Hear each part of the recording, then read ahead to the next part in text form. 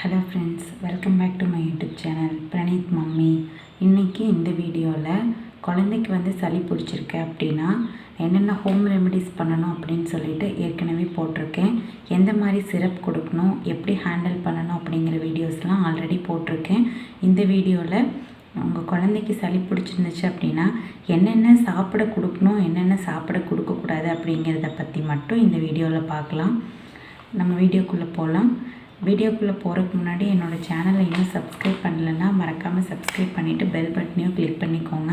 அப்போ தான் நான் போடுற வீடியோஸ் உடனே உங்களுக்கு நோட்டிஃபிகேஷனில் காட்டும். வீடியோக்குள்ளே போகலாம். ஃபஸ்ட்டு கொள்ளு ரசம். நான் சொல்கிற எல்லாமே டாக்டர் ரெக்கமெண்டட் தாங்க. நான் ஒரு அப்படியே கம்ப்ளீட்டாக டாக்டர்கிட்ட கேட்டு எழுதிட்டே வந்துட்டேன். ஸோ டாக்டரோட ரெக்கமெண்டேஷன் மட்டும்தான் நான் இதில் சொல்கிற எல்லாமே. ஃபஸ்ட்டு பார்த்திங்கன்னா கொள்ளு ரசம். நீங்கள் குழந்தைக்கு 1 இயருக்கு மேலே ஆயிடுச்சு அப்படின்னா தாராளமாக சாப்பாட்டில் கொள்ளு ரசம் வச்சு ஊற்றி சாப்பாட்டை ஊட்டலாம். 1 இயருக்கு முன்னாடி குழந்தைக்கு கொள்ளு கொடுக்குறத அவாய்ட் பண்ணிக்கோங்க. ஏன்னா 1 இயருக்கு முன்னாடி நீங்கள் ரசம் ஊற்றுனீங்கன்னா சாப்பாடு விதையாக இருக்கும். அது குழந்தைனால முழுங்க முடியாது. ஸோ 1 இயருக்கு மேலே அப்படின்னா கொஞ்சம் விதையாக சாப்பாடு இருந்தாலும் குழந்தை முழுங்கிக்குவாங்க. அதனால் ரச சாப்பாடெல்லாம் 1 இயருக்கு அப்புறம் கொடுக்கறது தான் பெஸ்ட்டு.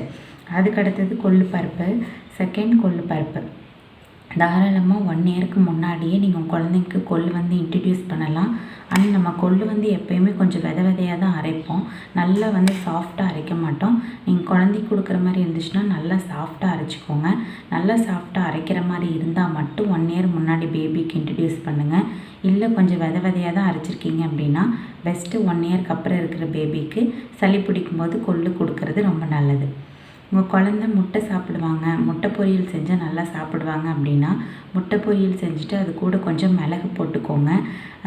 மிளகாய் யூஸ் பண்ணுறதுக்கு பதிலாக நீங்கள் நிறைய நல்லா மிளகை மிக்சியில் போட்டு நல்லா அரைச்சி நீங்கள் மிளகாய்க்கு பதிலாக அந்த மிளகுத்தூளை அதிகமாக சேர்த்துட்டு அதை உங்கள் குழந்தைக்கு சாப்பிட கொடுக்கலாம்.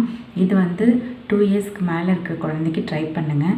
2 இயர்ஸ்க்கு முன்னாடி இருக்கிற குழந்தை மெஜாரிட்டி இந்த எக்கு மிளகு இதெல்லாம் சாப்பிட மாட்டாங்க.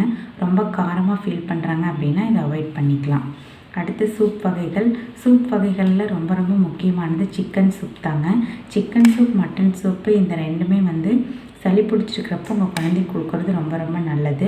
2 இயர்ஸ்க்கு அப்புறம் நீங்கள் இந்த சிக்கன் சூப் இதெல்லாம் ட்ரை பண்ணலாம். உங்கள் குழந்தை டம்ளரில் குடிக்கிற மாதிரி இருந்துச்சுன்னா மட்டும்தான் இந்த சூப் வகைகள் நீங்கள் ட்ரை பண்ண முடியும். பால் பொட்டியில் தான் குடிக்கிறாங்கன்னா இது ட்ரை பண்ண முடியாது.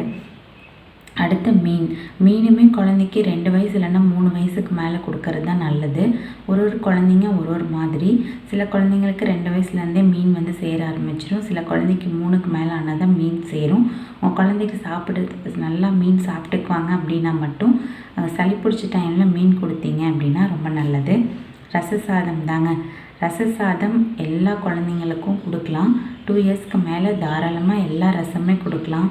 தக்காளி ரசம், மிளகு ரசம்னு நிறைய ரசம் இருக்குது. சளி பிடிச்ச டைமில் ரசம், பூண்டு, இஞ்சி, பெருங்காயம் இதெல்லாம் போட்டு ரசம் வச்சு கொடுத்தீங்கன்னா ரொம்ப ரொம்ப நல்லது. அடுத்தது சுடு தண்ணி. உங்கள் குழந்தைக்கு சளி பிடிச்சிருச்சு அப்படின்னா நீங்கள் நார்மலான வாட்டர் கொடுக்கறத அவாய்ட் பண்ணிக்கோங்க. சுடு தண்ணி கொடுங்க. குளிக்கும் போது சுடு தண்ணியில் குளிக்க வைங்க. மிதமான சூட்டில் உங்கள் குழந்தைக்கு குளிக்க வச்சுட்டு மிதமான சூடு இருக்கிற தண்ணியை உங்கள் குழந்தைக்கு கொடுத்தீங்கனாலே சளி சீக்கிரமாக சரியாயிடும். அடுத்து தவிர்க்க வேண்டியவை பார்க்கலாங்க. ஃபஸ்ட்டு இனிப்பு வகைகள். சளி பிடிச்சிருக்கிற டைமில் கண்டிப்பாக எந்த வகையான ஸ்வீட்ஸுமே கொடுக்கக்கூடாது. ஜூஸ் வகைகள். கண்டிப்பாக எந்த ஃப்ரூட் ஜூஸுமே சளி பிடிச்சிருக்கிற டைமில் கொடுத்தீங்கன்னா சளியை இன்னும் அதிகம்தான் படுத்துமோ தவிர சரி பண்ணாது. தயிர் கண்டிப்பாக இந்த சளி பிடிச்சிருக்கிற டைமில் கொடுக்கக்கூடாது. குளிர்ச்சியான பொருட்கள் எதுவுமே கொடுக்கக்கூடாதுங்க. தர்பூசணி, ஐஸ்கிரீமு, திராட்சை, ஆரஞ்சு, வாழைப்பழம் இந்த மாதிரியான ஃப்ரூட்ஸை கண்டிப்பாக நீங்கள் கொடுக்கவே கூடாது சளி பிடிச்சிருக்கிற டைமில். நான் மேலே சொல்லியிருக்கிற பொருட்களை மட்டும் குழந்தைக்கு சளி பிடிச்சிருக்கிற டைமில் கொடுக்கலாம். இந்த வீடியோ உங்களுக்கு யூஸ்ஃபுல்லாக இருக்கும்னு நினைக்கிறேன். இதே மாதிரி நிறைய வீடியோஸ் பார்க்கணும் அப்படின்னா சேனல் மறக்காமல் சப்ஸ்கிரைப் பண்ணிவிட்டு பெல் பட்டனை கிளிக் பண்ணிக்கோங்க. தேங்க்யூ.